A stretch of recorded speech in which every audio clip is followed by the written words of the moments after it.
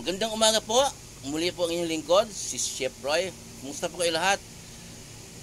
Shout out po sa lahat ng makakapanood ng video kong ito. May mga pinapost po ako na ang post ko po ay sabi ko, yung mga bagyo, lindol, baha, pagputok ng bulkan ay galit ng Diyos. Walang kakayanan si Satanas na gumawa ng ganoong sakuna na sarili niya. Kasi po, si Satanas, kaya din gawin yan. Kasi po sa aklat ni Job, ginawa yan ni Satanas. Bagyo, masaker, gano'n po, kidlat, mga namamatay, tinamaan ng kidlat. Pero, pinahintulutan po ng Diyos. Wala pong nakasulat sa Bible na mga sakuna, mga ganong baha, maraming namatay, mga salot ay padala po ni Satanas. Wala po siyang kakayanan. Hindi po gawa ng masamang espiritu po yun. Yun po ay galit ng Diyos. May nag-comment po na paano yung mga sakuna ng mga Yolanda, kung ano-ano ng mga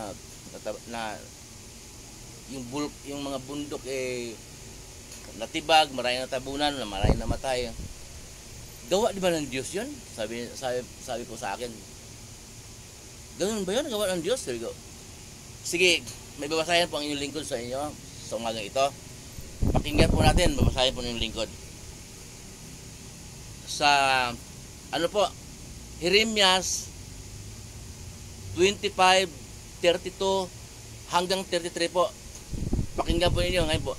Kung mayroon kayong Bible sa bahay, basahin din po ninyo para hindi po ninyo hatulan ang mga sinasabi ko, mga hindi niyo sabihin na gawa ko.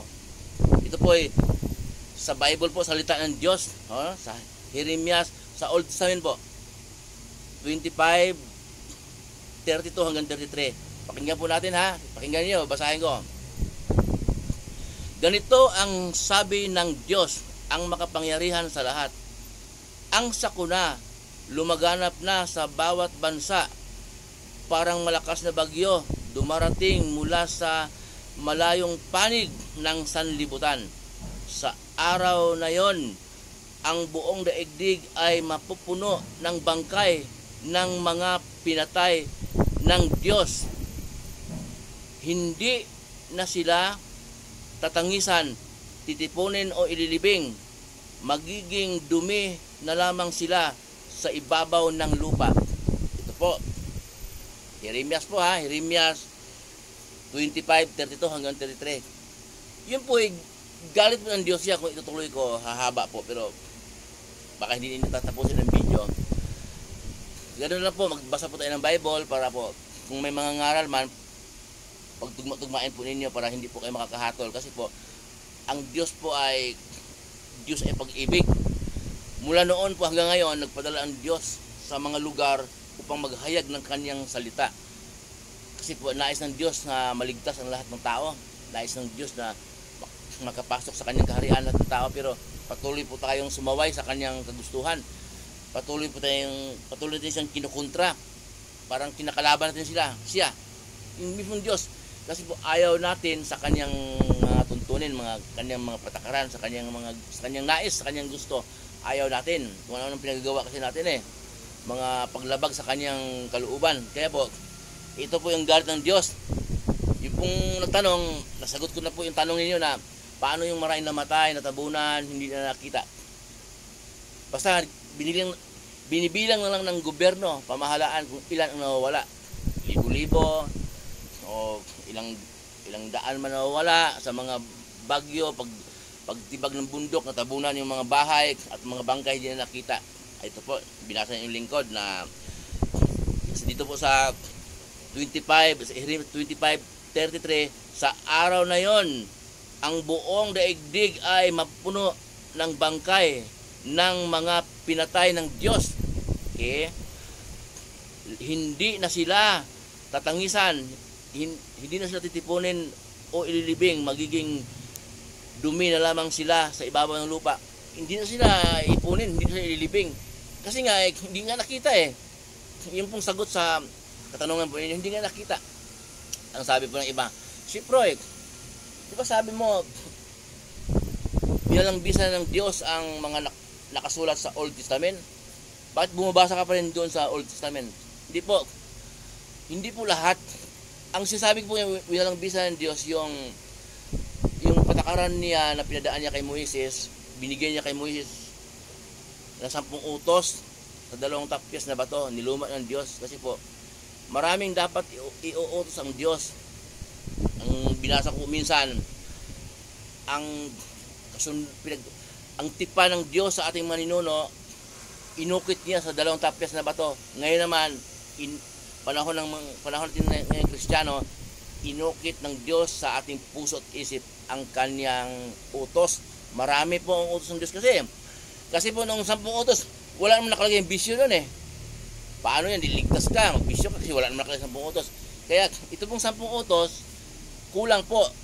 Kaya wala lang bisa ng Diyos. Unang-una, wala namang utos doon na binyag, bautismo, di ba? Di ba? Basahin po niyo sa Old Testament, mula Genesis hanggang Malakyas, kung mayroon mong utos ang Diyos na binyag. Kaya sa panahon po ngayon, mula noong inutusan niya si Juan na magbautismo, hanggang sa kasalukuyan natin, inutos din ang Diyos na magbinyag sa ngalan ng Ama, Diyos Anak, at Espiritu Santo. Kaya po, Kristiyano na po tayo ngayon. Tayo po ay, ibig sabihin ng Kristiyano, susunod sa turo ng ating Panginoong Hesus. Kasi po yun ang gusto ng Diyos.